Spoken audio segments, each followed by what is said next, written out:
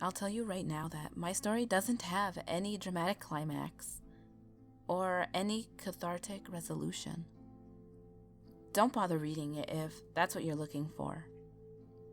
My story is of one very specific moment in my life.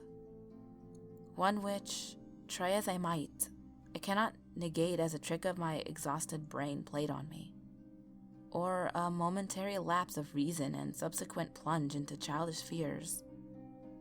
I think a fear of mirrors must be fairly common in this day and age. I remember when I was young, I saw one of those compilation TV horror shows, the ones where there'd be a different short, scary story between commercial breaks. In retrospect, it wasn't the scariest thing in the world. And if I saw it again today, I would probably invite friends over, and we could quash our collective fear by mocking the bad acting or ridiculous storyline.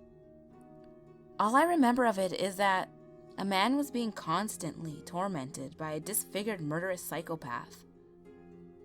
But he only saw him when he looked in the mirror. The whole story was a typical song and dance of the man catching his stalker in the mirror behind him, trying to face him and finding nothing there. Maybe the reason I remember it so well is because it was so shortly after I heard my mom die. I say heard because I never saw her body.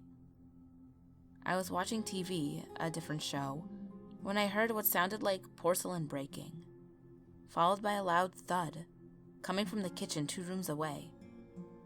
The sudden noise was oddly unsurprising, but I remembered canning my head to see my mom's legs sprawled on the tile floor. I couldn't see any more of her. The doorframe was in the way.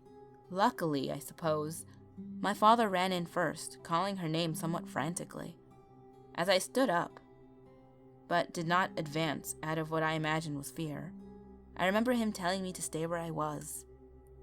The doctors told us a virus had gotten into her heart. I remember my father protesting that he hadn't even heard of that before. Neither had I. But the concept of death itself was fairly new to me, and I remember being filled with an overwhelming sense of existential fear, as if I or anyone I knew could suddenly crumble into a pile of lifeless dust at any moment. I don't think I was a very fearful child, though. Not more so than most. And even my uneasiness around mirrors didn't exactly trump my other fears of spiders or being in cramped spaces. I guess it makes sense that mirrors are a source of fear for people. One of the defining signs of self-awareness is whether or not an animal recognizes itself in the mirror. Maybe we still retain some primal belief that what we're seeing really isn't us, but some sinister shadow self. Not to mention all the scenes in horror movies that use them. A character bends down to splash water in their face, and when they lift their head back up, their face is distorted in some gruesome way. I had just gotten home from a party at a nearby frat house. I lived in an old Victorian house that 4 of my friends from school and I rented. I was the only one home, having left the party early, and my roommates were all still out. I ran upstairs to my room, exhausted and wanting nothing more than to lay in my bed and feel the rest of the world leave me behind. But I didn't. In rare form, I decided to take a few more steps down the hall, to the old, poorly designed bathroom 2 of my roommates shared with me. It was lit by a single fluorescent bulb, casting the black and white tile in a sickly, near-green color. I ran a thin strip of toothpaste on my brush and gave my teeth a once-over before spitting the slightly brown spit and foam down the sink. When I looked up, I saw her, standing behind me in the bathtub with the curtain drawn wide open. My mother's mouth hung down as if screaming, but without any sound. I could tell it was my mother, but she was a grotesque shadow of how I remember her. Her eyes were either completely gone or simply black in color. The sockets were vacuums within which nothing reflected. Her skin was so pale it was almost blue, and her dark hair looked drenched in water.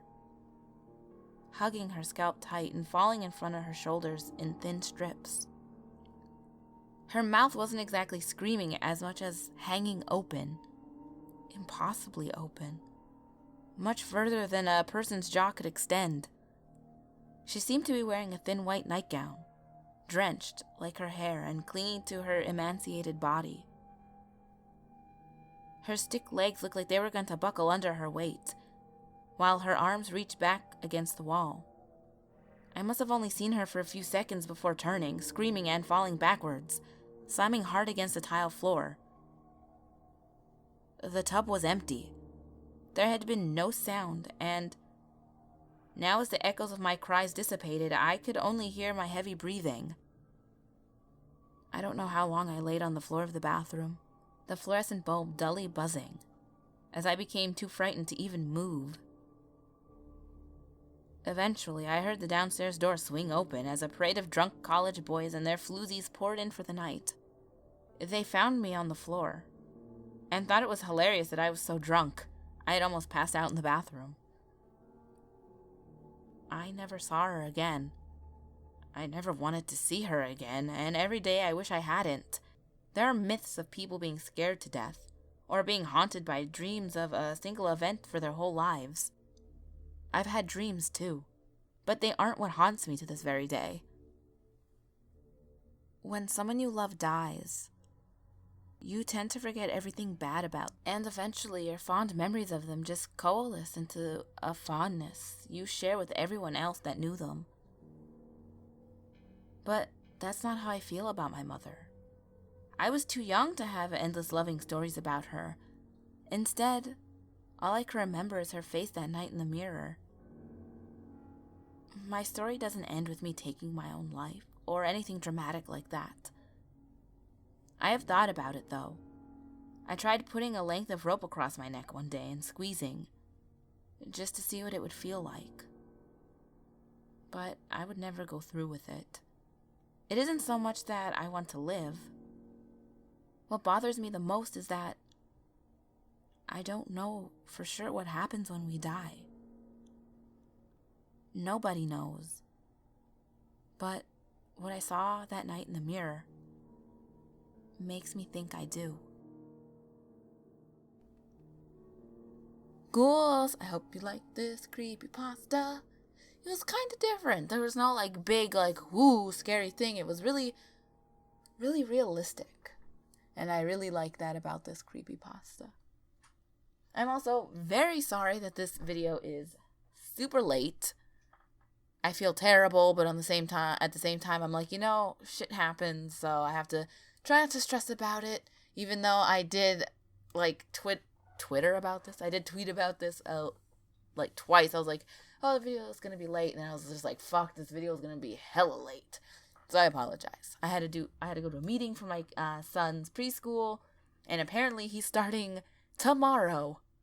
So I need to get the right clothes. I need to make sure that everything's, to the dress code. I have to make sure he has all the little supplies that he needs and stuff. And I thought it would be next week, not tomorrow. So I apologize if this video is late. But, thanks for dealing with it and understanding, because, shit happens. But it's good shit this time, because I've been trying to get him into, at least 3 different preschools, and my area, it's so crowded, it's hard to get your kid into anywhere. So it's really good. So, as always, my next video will be on the top left. The last video will be on the bottom left. All my social medias are on the screen, as well as in the description box below. And remember, there's always someone or something watching you.